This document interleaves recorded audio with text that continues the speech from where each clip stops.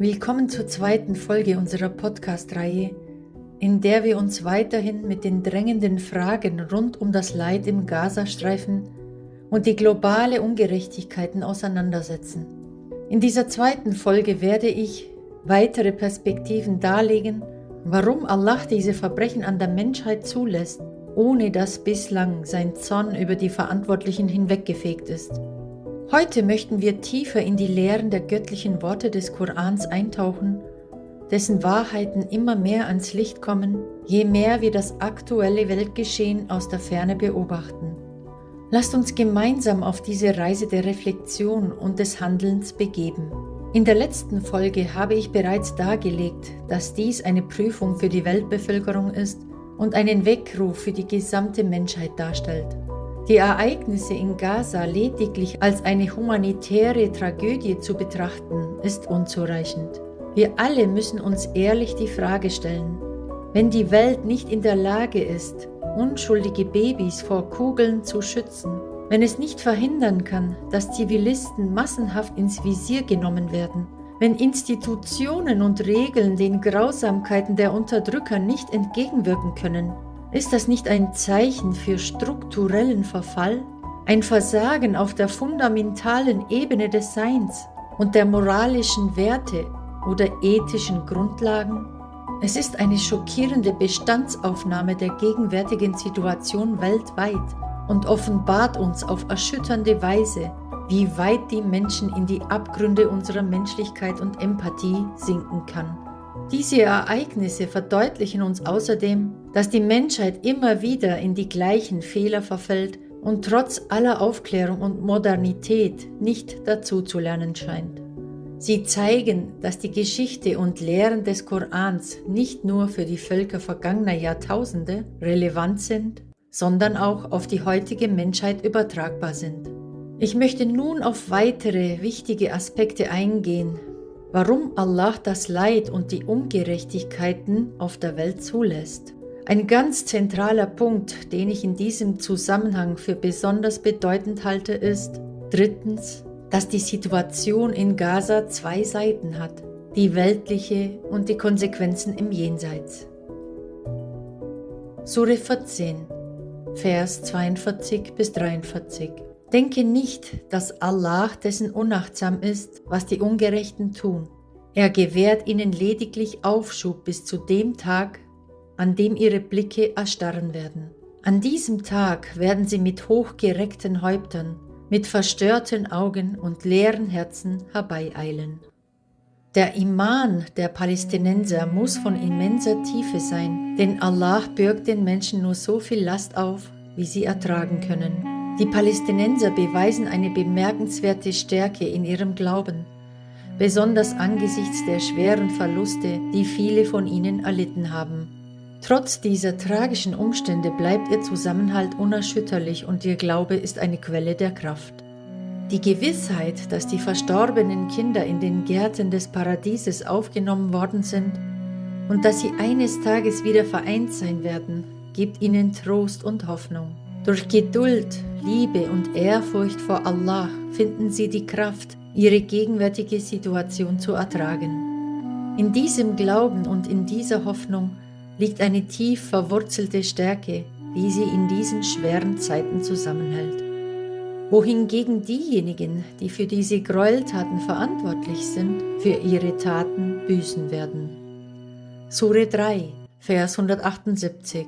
Und diejenigen, die ungläubig sind, sollen ja nicht meinen, dass das, was wir ihnen an Aufschub gewähren, gut für sie selbst ist.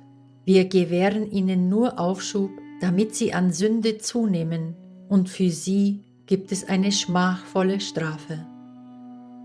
Diese Welt ist ein vergänglicher Ort, eine Schule der Prüfungen und Herausforderungen, in der das Menschliche immer wieder auf die Probe gestellt wird. Im Kontrast dazu steht das Jenseits, der Ort der Beständigkeit und Ewigkeit. Wenn wir die tragischen Ereignisse in Gaza durch das Auge des Glaubens betrachten, so offenbart sich uns, dass die Belohnung für die Geduldigen von unermesslichem Wert sein wird. Wer sind also die wahren Verlierer dieser dramatischen Ereignisse? Sind es nicht diejenigen, die für diese schrecklichen Gräueltaten verantwortlich sind? Die wahren Verlierer stehen nicht im Angesicht des vorübergehenden Schmerzes, sondern im Angesicht des ewigen Verlustes von Glückseligkeit.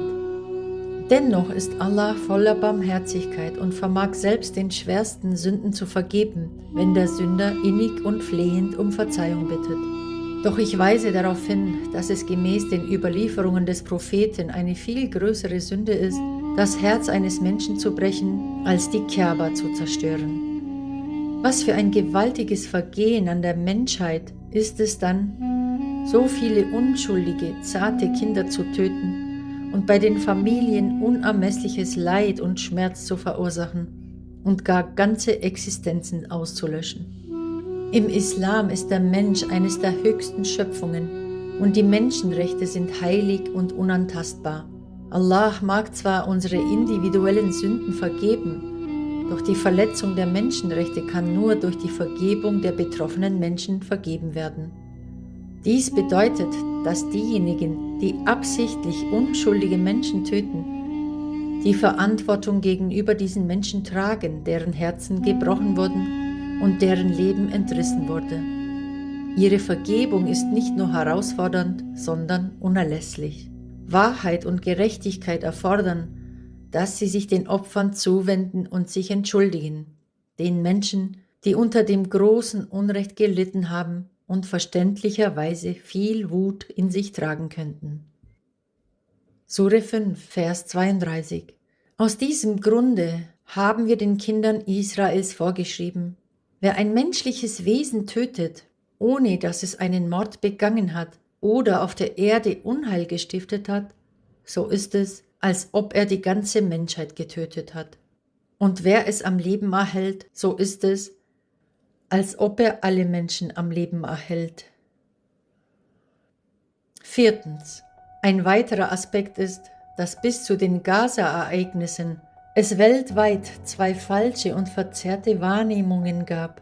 Und zwar wurde der Begriff Jude in der ganzen Welt mit dem Bild einer hilfsbedürftigen Person assoziiert. Dies lag an den Grausamkeiten, die sie während des Zweiten Weltkrieges erlitten hatten, dem systematischen Völkermord an etwa 6 Millionen Juden durch das NS-Regime während des Zweiten Weltkriegs. Unter der Ideologie des Antisemitismus wurden Juden entrechtet, deportiert und in Vernichtungslagern, insbesondere durch Gaskammern und Zwangsarbeit, ermordet. Die Dramatik des jüdischen Volkes hat die Menschheit berührt. Jude bedeutete also hilfsbedürftig, unfair behandelt, ein Symbol, von dem sich die Menschheit entschuldigen sollte. Bis zu Gaza war das so. Und bis zu Gaza wurde das Wort Islam in der ganzen Welt mit Terror in Verbindung gebracht. Doch jetzt erleben wir die bedrückenden, giftigen Seiten von Gaza. Die Masken sind gefallen. Der Jude hat sich so gewandelt, dass weltweit ein schrecklicher Hass gegen ihn aufsteigt. Wenn ich Jude sage, meine ich die zionistischen Juden. Wir haben nichts mit den normalen jüdischen Bürgern zu tun. Der Hass steigt überall auf. Wo sind die Menschenrechte geblieben? Es ist der Zionismus, der es geschafft hat, die Welt in diesen Zustand zu versetzen. In Gaza findet zum ersten Mal in der Geschichte der Menschheit ein schrecklicher, dreckiger Krieg statt, wie ihn die Menschheit noch nie erlebt hat. Jetzt stehen wir zum ersten Mal einem Krieg gegenüber, der nur gegen Kinder erklärt wurde. Statistiken zeigen, dass in den letzten 2 Jahren alle 10 Minuten ein Kind unter 8 Jahren getötet wird. Wäre in diesen 2 Jahren alle 10 Minuten eine Katze gestorben oder ein Hund, hätte die gesamte Menschheit protestiert. Wenn ein anderes Volk so etwas tun würde, wäre die gesamte Menschheit ebenfalls aufgestanden. Es ist der Punkt, an dem das Seil reißt. Ein schrecklicher Hass, ein Groll erhebt sich. Die Menschheit beginnt, die Juden als ein bösartiges Übel zu sehen. Und wieder kommt die Wahrheit des Korans und die Prophezeiungen unseres Propheten ans Licht. Der letzte Prophet Allahs hat uns das vor 14 Jahrhunderten angekündigt. Diese Wut wird wachsen, sich steigern und auch die Natur beeinflussen. Selbst die Bäume werden sich ekeln und schreien, dass sie in der Nähe sind. Vor nicht allzu langer Zeit hätte dieser Hadith des Propheten kein Gehör gefunden. Doch die jüngsten Ereignisse in der Welt könnten diese Prophezeiung bewahrheiten. Wo stehen die Menschenrechte in all dem? Es sind die Zionisten, die dazu beigetragen haben, dass die Welt in diesen Zustand geraten ist. Wir sind in einen tragischen Krieg konfrontiert, der in der Form und Brutalität beispiellos erscheint. Auch im Koran finden sich zahlreiche Suren, in denen Allah preisgibt, dass er Teile der Kinder Israels verflucht hat. Sure 5, Vers 13. Weil sie ihrer Verpflichtung nicht nachkamen, haben wir sie verflucht und ihre Herzen verhärtet. Seither entstellen sie willentlich die Worte der Schrift und vergessen einen Teil von dem, womit sie ermahnt wurden. Du wirst nie aufhören, ihren Verrat an dir zu entdecken, bis auf einige wenige unter ihnen. Vergebe ihnen jedoch und sei nachsichtig, denn Allah liebt die Wohltätigen. Der Zionismus ist eine verfälschte Wahrnehmung und Selbstverherrlichung der Juden, die sich als die Elite der Welt ansehen, entstanden durch die menschliche Verfälschung der Heiligen Schriften. Damals wie heute haben diese Ansichten verheerende Auswirkungen auf die Menschheit gehabt. Ein weiterer wichtiger Aspekt ist, 5. dass immer mehr Menschen sich mit dem Islam befassen und die Wahrheit erkennen. Aktuell ist der Begriff Islam das meistgesuchte und interessanteste Thema in allen Suchmaschinen. Islam ist der Weg, durch den Frieden erlangt wird, indem man sich dem Willen Allahs hingibt. Dies geschieht durch die ehrliche Befolgung seiner geistigen Gesetze und Pflichten, sowie durch einen tief verwurzelten Gehorsam ihm gegenüber. Die Gebote und Weisheiten, die im Koran offenbart sind, bilden das Fundament dieser Hingabe und leiten die Gläubigen auf ihrem spirituellen Pfad. Im Islam, der wahren Religion, gibt es klare Schritte und Richtlinien für jede Lebenslage. Selbst diejenigen unter uns, die am wenigsten mit dem Glauben zu tun haben, sind in den Regeln des Islams verwoben. Ob Elternrechte, Nachbarschaftspflichten, das Grüßen oder das Recht der Weisen, die Großzügigkeit und die Gastfreundschaft. Selbst die Uninteressiertesten unter uns schwimmen im Islam. Das ist die wahre Religion.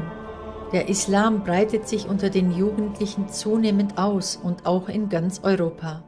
Die islamische Zivilisation bedeutet, das Himmlische bereits in dieser Welt zu erfahren und einen Vorgeschmack auf das Paradies zu bekommen. Es geht darum, ein Umfeld zu schaffen, in dem Menschen Freude aneinander finden, sich lieben und respektieren. Ein Umfeld, in dem Männer Männer und Frauen Frauen sein dürfen. Dieses Erlebnis verkörpert die Essenz der islamischen Zivilisation. Mit ihren finanzierten Stiftungen, Medien und Instrumenten, die sie als Werkzeug nutzen, werden sie versuchen, die Gewissensvollen zum Schweigen zu bringen. Doch unabhängig von ihren Methoden wird es ihnen nicht gelingen, die mutigen Herzen zum Verstummen zu bringen oder die Seelen, die für Recht und Wahrheit eintreten, zu fesseln. Jeder soll wissen, dass wir der von der Völkermordbande geschürten Sprache des Hasses, der Feindschaft und der Konfrontation nicht nachgeben werden. Mit Anstand und Ehre werden wir, in Anlehnung an die Würde und den Mut, die wir aus unserer Geschichte geerbt haben, in den schwierigsten Zeiten weiterhin die Wahrheit aussprechen. Wir werden den Tyrann, den Räuber und den Mörder nennen.